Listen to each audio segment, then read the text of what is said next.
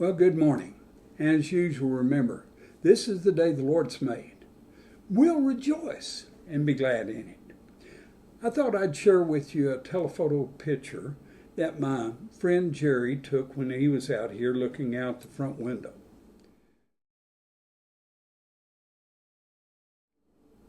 Also, here's a picture that I took last night of the moon. Boy, was it bright and big and bold. Now, this picture doesn't do it justice, but take a look at it. Now, don't you wish you lived out here? Well, on to our teaching today.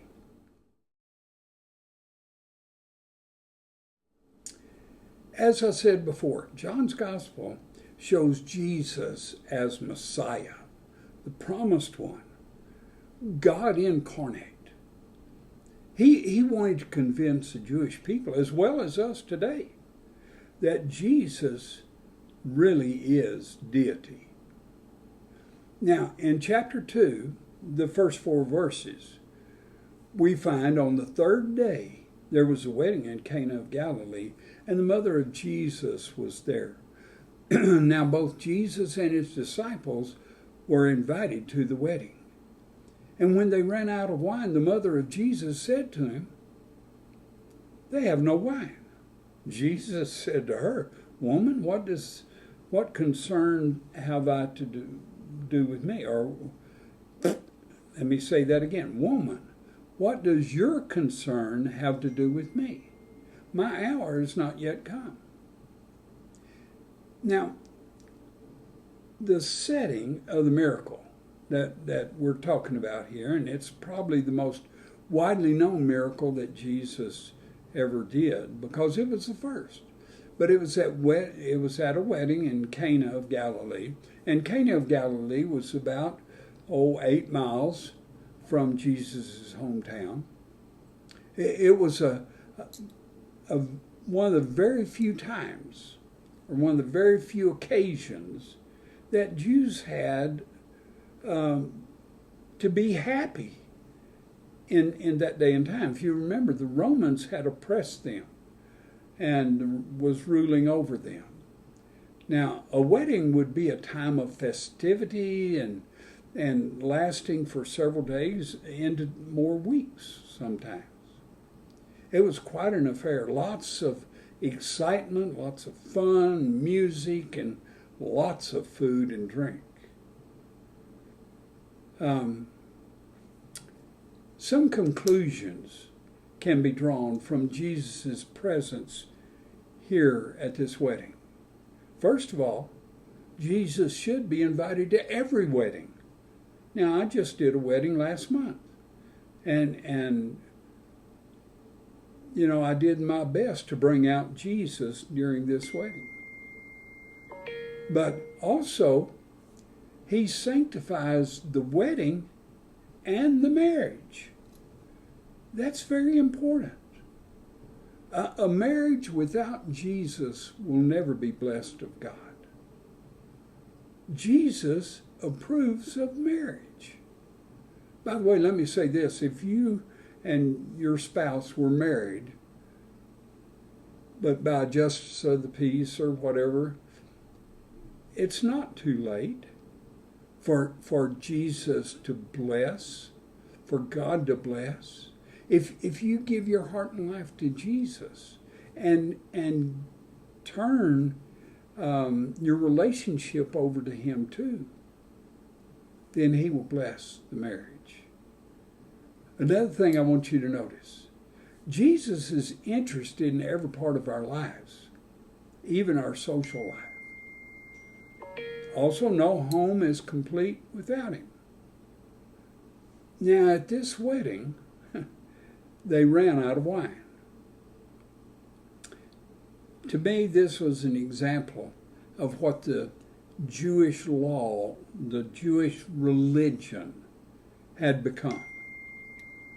It was empty, meaningless, worthless. All it was a bunch of rules and regulations. Like things like you can only carry so much on the Sabbath day. You could only walk so far on the Sabbath day. You could do this. You couldn't do that. You dress this way. You can't dress. This sounds like a legalistic church. And that's all legalism will do for you, is give you rules and regulations. Jesus wants a relationship. He had come here to restore meaning, vitality, and joy to their worship. Now, changing the water into wine showed what he could do for them spiritually. He could take a tasteless life, make it into something fresh and sweet.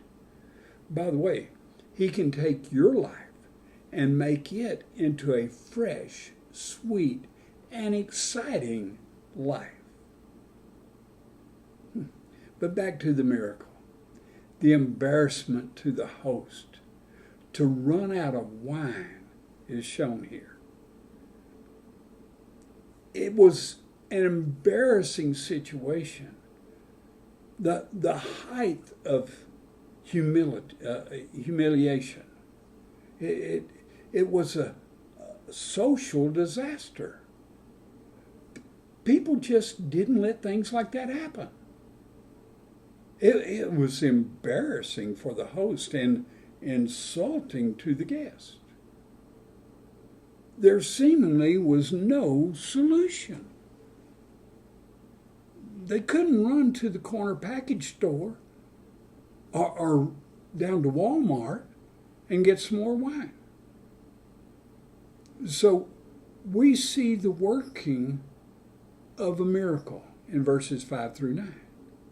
His mother said to the servants, now listen to this, whatever he says to you, do it. Now there were set 6 water pots of stone, according to the manner of the purification of the Jews. Now let me pause here for a second and say, these big water pots that were set there were for ceremonial purposes. They would wash their hands ceremonially. They would dip their hands into it and come up like this to show everybody, look, I'm becoming pure. Look, I'm becoming pure.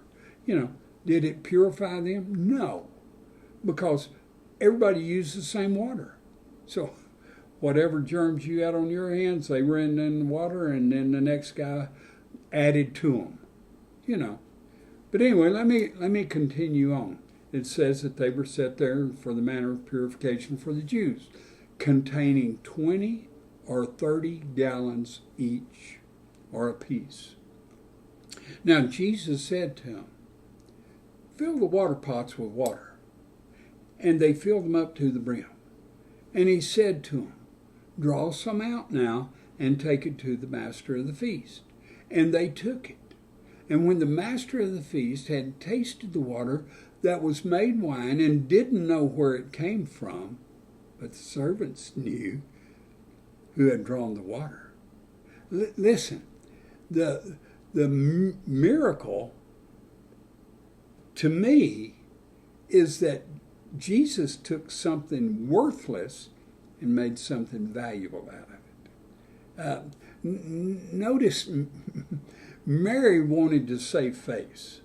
Now, to me, this tells me that it must have been a relative to her that was getting married. The wedding had to be someone very close to her for her to get involved. If she had been just one of the guests, she would have sat there and waited for them to go get more wine or whatever. She told the servants, and I love this, whatever he says to you, do it.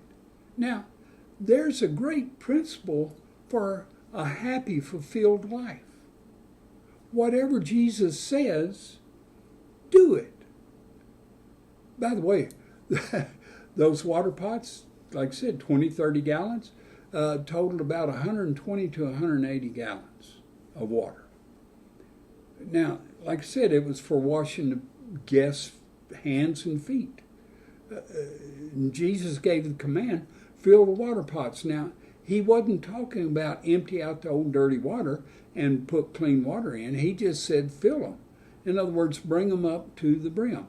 And they filled them up to the brim, it says. And he said to them, draw some out and take it to the master of the feast. That's verse 7 and 8. Notice the obedience of the servants. They did what Jesus said. Can you imagine? They dipped down in the old dirty water and took it to the master of the feast. This tells me we need to be obedient. Even when what Jesus tells us seems very illogical, which most of the time it will, because it goes against things of the world. But not only if it seems illogical, but also downright silly. We still need to be obedient to him. Notice the miracle was supernatural. Who else can change water into wine? Only Jesus. You see, he created the water and he created the wine both. It was an instant transformation. He didn't squeeze grapes. Instantly, water into wine. Jesus made water and completely eliminated the natural process. No seeds, no vine, no grapes, no soil, no sunlight, no anything that it takes to make wine. But that's nothing new. That is for Jesus. Matter of fact, if you'll remember back in John, the first chapter, in verse 3, says all things were made through him, and without him nothing was made that was made. He created the wine just like he created the universe. From nothing. Now notice verses 9 through 11. When the master of the feast had tasted the water that was made wine, and didn't know where it came from, but the servants who had drawn the water knew, the master of the feast called the bridegroom. And he said to him, every man at the beginning sets out good wine, that is fresh juice. And when the guests have well drank, then the inferior stuff, that is started to turn, to be bitter. You have kept the good wine until now. The beginning of the signs of Jesus did in Cana of Galilee and manifested his glory, and his disciples believed in him. Let me tell you, in Jesus' day there was no refrigeration. They didn't intentionally, like we do today, they didn't intentionally ferment wine. Now, wine is simply the fruit of the vine, the juice of the fruit of the vine. And you go to a winery and you can drink grape juice, strawberry juice, anything that grows on a vine, you can drink it there, or should be able to. Now, some wineries are only interested in fermenting the stuff, but most of them, you can have unfermented drink, because that's what a winery is. Now then, wine, if you look it up in the dictionary, it does say there is one definition of it with it fermented, but it says that the juice of the fruit of the vine. Now, so what they would do in Jesus' day, they would take the fresh squeezed juice and put it in a wineskin, hang it up in a tree, because he had no refrigeration, hang it up in a tree where it would stay cool, because the heat would cause the wine to begin to ferment. Then, when they'd have a festival like this, they would start out with good, fresh squeezed stuff out of the wineskin. And then when everybody had drank a couple of glasses full, they would come back and switch the wineskin with something that was fermented, and they would start to. The reason they would do that is the first few drinks of juice, grape juice, the acid closes your taste buds, and you can't really taste whether it's good or bad. And so then they'd bring the fermented stuff in, give it to them, and they'd think it was okay. What they were doing is getting rid of the stock that they were going to have to throw out. That's kind of a Ray White illustration for myself. But anyway, what I see here is Jesus supplies all our needs abundantly. He could have just said, well, we'll go get some more old fermented stuff and give it to you. But he didn't. Isn't that just like Jesus? He's always ready to turn things around for us. Not only did he change the water into wine, he changed the whole atmosphere of the situation. To me, this speaks of the transformation he makes in people's lives today. Wine signifies joy in the Bible. The lack of wine symbolizes the lack of joy, the emptiness in lives without Jesus. Many people's lives have gone flat. Their lives are just blah.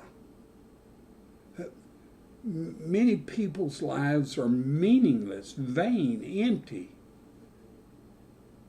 There's no joy there. I remember when I was on the fire department there in Dallas, there were several occasions that I didn't personally go answer them, but people in our station that were trained went to answer calls where a person was trying to take their own life. And usually it starts out with them saying, is this all there is to life? If this is all there is to life, I don't want to live it. And afterwards, usually they attempt suicide. If somebody doesn't step in that has training in that area. Let me tell you, this emptiness is symbolic of those who simply go through the motions of life. They're not living life, they're just existing. They're just existing. Seeking joy in illicit sex, alcohol, drugs, even work. The truth is, there's no joy without Jesus. Life's boring, meaningless, and flat.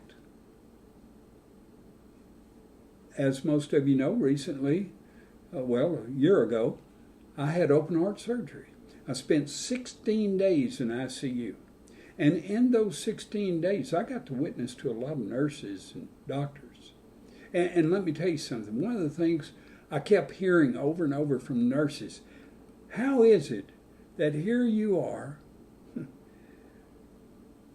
holding on to life by a thread, and yet you're still happy. You still have joy. You still crack jokes and talk to us. And I haven't heard you say, "Oh, pity me," once. That's what they were telling me. And then I had an opportunity to share Jesus with them. They could see a difference and wanted to know what it was. The truth is, there's no joy without Jesus. Life is boring and meaningless. Jesus is the only one who can transform a person's life. You can't do it on your own. But let me tell you, he can change sorrow into joy. He can change pain into peace. He can change sin into righteousness. And he can change death into life. I didn't worry about death. And I figured I'd already experienced all there was to the pain of dying. during that surgery. Listen, a person hasn't really lived until he knows Jesus Christ intimately. Jesus brings quality of life. He gives abundant life. He says, the thief doesn't come except to steal and to kill and to destroy. I've come that they may have life and that they may have it more abundantly. That's John 10:10. If Jesus can change water into wine, he can change anything. He's still in the life-changing business. Finally, we receive the results of the miracle in verses 9 and 10. And the master of the feast went to the bridegroom and said, hey, every man in the beginning gives out the good wine, and then when the guests are well drunk, then the inferior. You have kept the good wine until now. The host was saved the humiliation. The marriage feast was a success. The end was better than the beginning. This also tells us that Jesus saves the best for last. Now listen, the devil does exactly the opposite. He offers what seems to be good, but leads people to sin, foolishness, and ungodliness. Jesus saves the best to last. The devil turns good into bad and worse. Jesus turns good into better and best. Jesus saves sinners and turns them into saints. Jesus is still the miracle worker. He has the power to change you if you simply trust him. Is your life a mess? Is it flat? Is it lifeless? Are you just going through the motions? Jesus can transform your life. Is he a part of your home life? Is he the center of your life and marriage? Your marriage will never be blessed without him. Do you experience real joy? Jesus is no party pooper. He is the joy giver.